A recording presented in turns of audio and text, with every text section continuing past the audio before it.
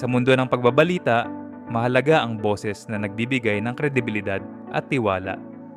Isa sa mga bagong mukha ng ABS-CBN News Channel ay si Denise Dinsay, na kilala sa kanyang husay at dedikasyon bilang news anchor.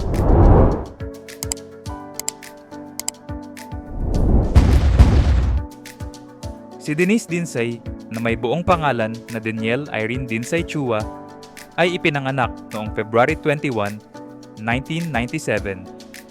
Bata pa lamang, nahilig na siya sa komunikasyon at media, bagay na nagbukas ng daan sa kanyang hinaharap na karera sa broadcasting. Nagsimula si Denise bilang courtside reporter para sa Ateneo Blue Eagles sa UAAP. Dito nahasa ang kanyang kakayahan sa live reporting at pakikipag-ugnayan sa mga manonood. Ang karanasang ito ang naging tulay para sa mas malawak na oportunidad sa media. Noong taon 2016, nagsimula siyang magtrabaho sa ABS-CBN bilang segment host at kalaunan ay naging anchor ng News Patrol. Sa paglipas ng panahon, lumipat siya sa ANC o ABS-CBN News Channel kung saan siya naging anchor ng mga programang Top Story at Business Roadshow. Bukod dito, naging co-anchor din siya ng TV Patrol Express kasama si Jeff Canoy. Sa kanyang malinaw na delivery at profesional na pag-uulat, nakilala siya bilang isa sa mga bagong henerasyon ng credible news anchors ng bansa. Sa labas ng kamera, si Denise ay mas kilala ngayon bilang Denise Dinsay Chua. Noong taon 2024, ikinasal siya kay Warren Chua na nagbigay ng bagong yugto sa kanyang personal na buhay. Sa kabila ng kanyang busy schedule bilang broadcaster, pinapahalagahan niya ang balanse sa pagitan ng karera at pamilya.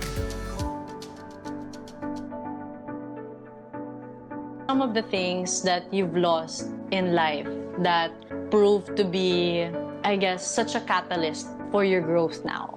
Denise, grabe mga questions mo Ng Gabi, Pilipinas, simulan natin ang balitaan. Sa nangyaring riot, nagpapatrol, Ion Sanchez. Geniel, ramdam na ang Metro Manila Film Festival season. Kamusta ang paghahanda? Si Denise Dinsay ay patunay na ang tagumpay ay bunga ng dedikasyon, pagsusumikap at pagmamahal sa ginagawa. Mula sa pagiging courtside reporter hanggang sa pagiging anchor ng ANC, dala niya ang aral na ang bawat hakbang sa karera ay mahalaga.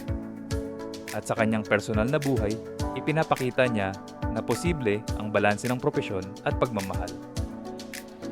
Kung nagustuhan ninyo ang kwento ni Denise Dinsay, huwag kalimutang mag-like, mag-share at mag-subscribe para sa iba pang inspiradong kwento ng ating mga paboritong personalidad.